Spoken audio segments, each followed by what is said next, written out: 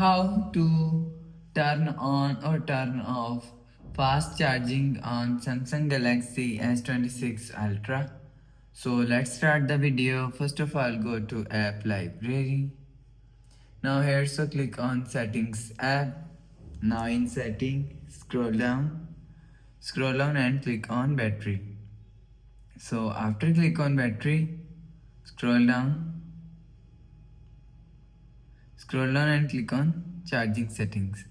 So after click on charging setting, you will see fast charging is here. So if you want to turn off fast charging, so turn off this button, you will see fast charging is turn off. So if you want to turn on fast charging, so turn on this button, you will see fast charging is turn on. So you will turn on or turn off fast charging from here.